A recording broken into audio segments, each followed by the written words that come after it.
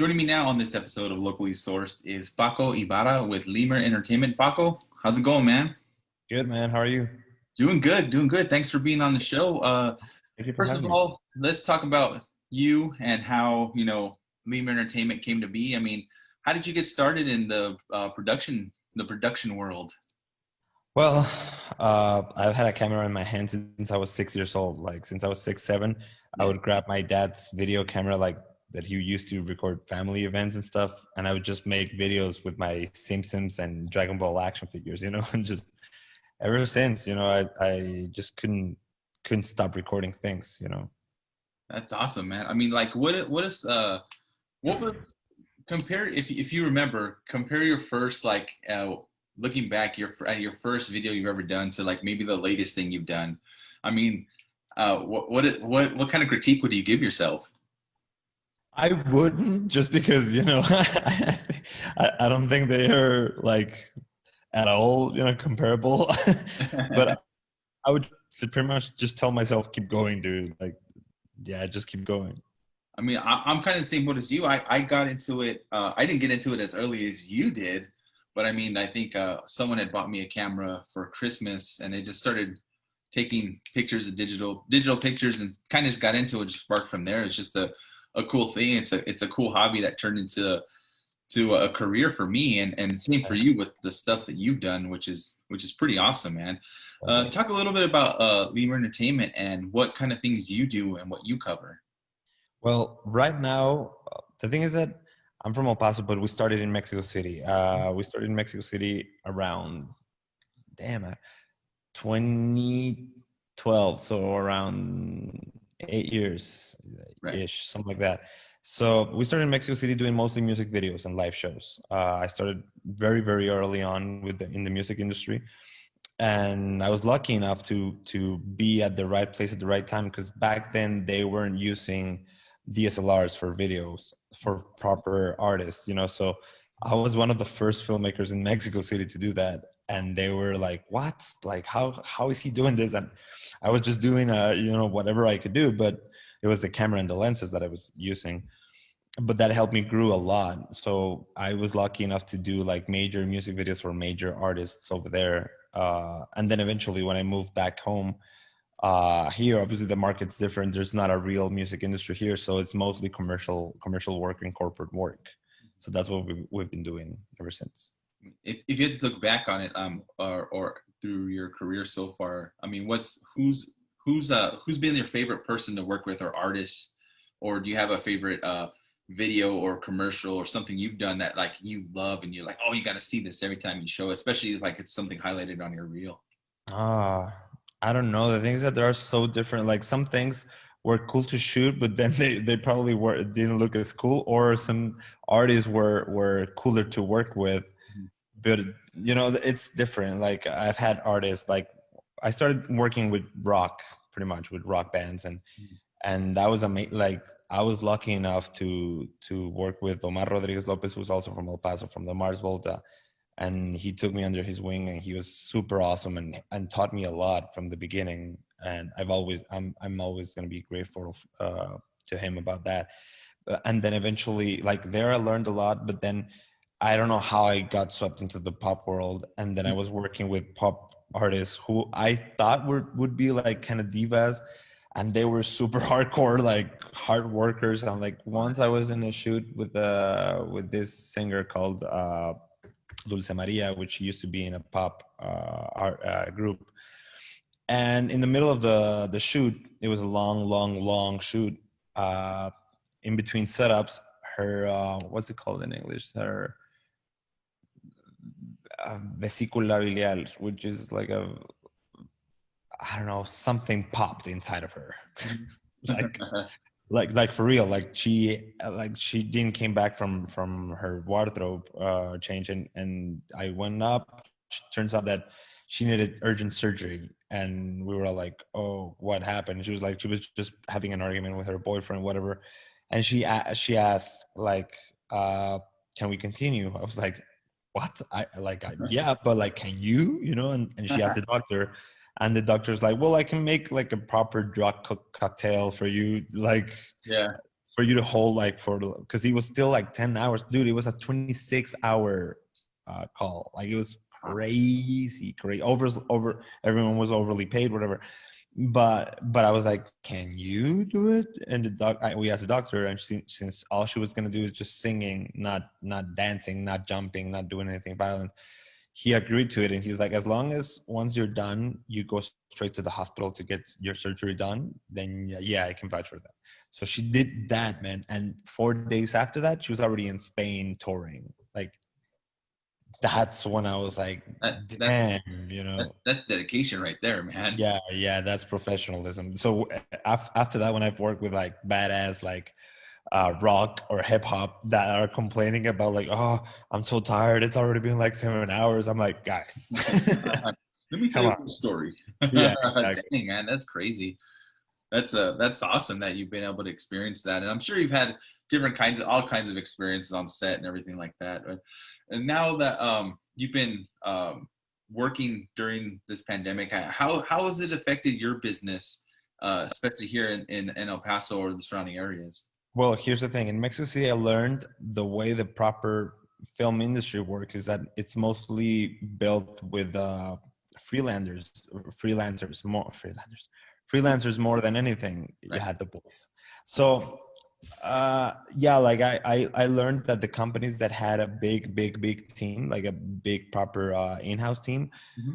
would eventually struggle. So because I did in Mexico City, I had a 10 people team, and that was hard to maintain. We were able to, but it was still, because it was kind of hard. So Mhm. when I moved back, I was like, I'm not gonna do that. I'm gonna do the opposite. I'm not gonna have so many costs, and I'm just gonna go by projects and also adapting to the market. It's a whole different market from a city like Mexico City, Oh right? yeah, for sure. So I was like, in order for me to do that, I need to have some flexibility, and that's why I haven't. I was this close to start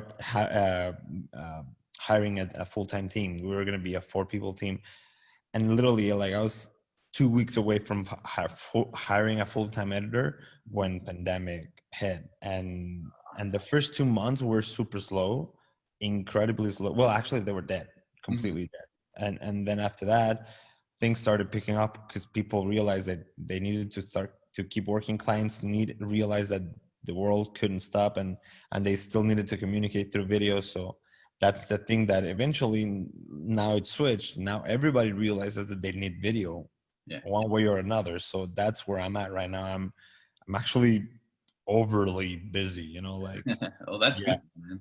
yeah, I would have already hired people, but again, since there's a second wave of cases and whatnot, I'm still like, waiting to, Yeah, no, that's smart, man. Because I mean, you wouldn't want to bring someone on, especially like if they didn't have a job, and then they come on and you, hey, man, it gotta cut you yeah, loose because of everything going on. yeah, exactly.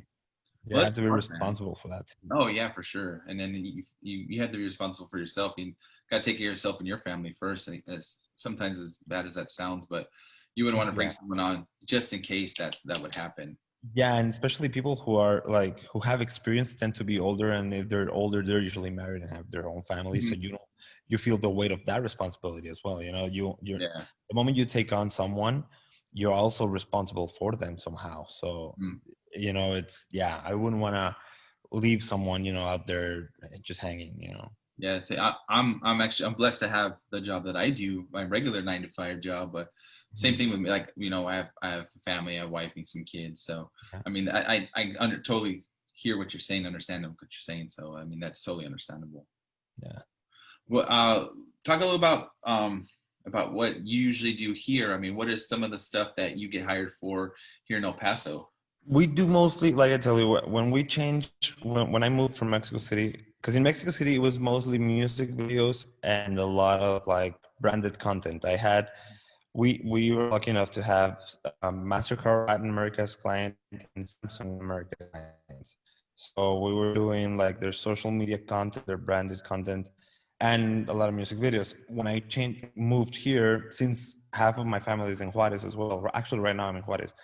Uh, I know a lot of people in Juarez too that are business owners. So hang on, I think I have a weird internet connection. No, it's all right. It should be good now. Yeah, you're good. It's all right. It happens all the time with the bandwidth, so Yeah. you're good. Sorry, go Um, ahead.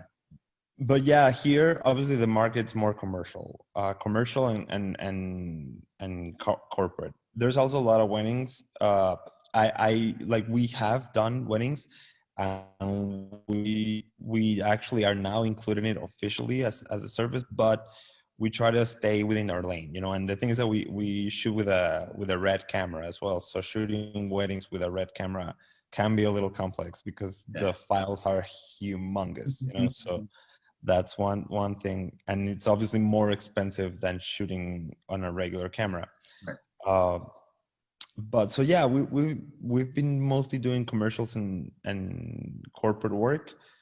Music videos, we still do it, but again, it's not the same budget that obviously from Mexico City. So Yeah. the work budget ratio is really different. So you end up working way too many hours compared to doing a commercial, you know, and it's usually the same numbers. Yeah. Well, that's crazy, man. I'm glad you guys are still busy though. That's a good thing that you're still working and doing well during this time.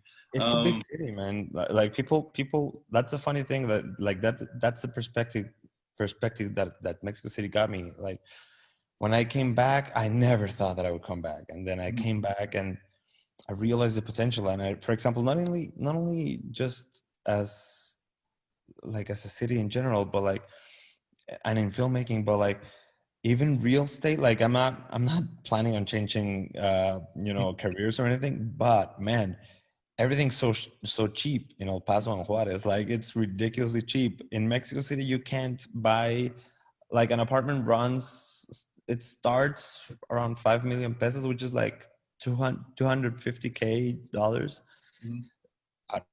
That 2 bedroom proper apartment all the way to 10 millions, which is like a $500,000 wow. apartment. You know, so it's yeah, exactly. And with that here, nah, man, you know, so when I step the potential in the city, I'm like, hell, I'm staying here. And I see it's a big city and there's a lot of local businesses. And local, it's not, I'm not talking just businesses that are open for the audience, but like industrial, like there's a lot of, you know, like the, what's it called? Just the factories in general. I mean, you know, there's a lot of business in town. And for example, people have asked me like, how's your relationship with colleagues or all other filmmakers? And I'm like, it's healthy as hell because I mean, there aren't enough of us to cover the city, you know, like, Yeah. and there's enough for everyone, you Oh know. yeah. So And yeah, I mean through my career, I mean everyone that I've ever met or worked with or seen or met, I mean they've been totally cool. I mean yeah, I've never had a bad run in with another filmmaker or artist. I mean yeah. it's a different. I think it's a different. I think it's different set of people here in El Paso, and it's something great that we have here. I think it's great relationships we have here. Yeah, that too. It's not gonna stay like that all the time. Like 20, I'm sure it's gonna be changed because Oh, there's a lot of people coming into smaller cities now mhm. with the especially with the pandemic that like because that's what I would see in Mexico City. Mexico City situation is not sustainable. Neither is LA's or New York. You saw it, you know. So Yeah, so people are looking for quality of life, places that are more stable, that are still growing, that where they can actually buy a house or you know develop. So there's a lot of like words getting out that El Paso and a lot of like small but stable cities are cool, you know. So right. I'm sure it's not going to stay that way for a long time. So that's why I think us locals need to stick together and set up like a proper healthy dynamic for the art industry and just you know set up the standard for that. Yeah. Yeah, because I mean, a lot of us shoot have a stronger background shooting corporate stuff. Some of us Mhm. have a stronger background shooting music videos Yeah. and other commercials as well. I mean, I think that you're right. I think there's enough to go around right now here in El Paso for everybody. That especially the amount of production houses and video editors and makers here in El Paso. So I think you're right, man. It's something cool. Yeah. Well, I just want to say to ask you guys, you're still available for hire here in El Paso, right? Like you Yeah. guys Yeah. are still working. Oh, cool.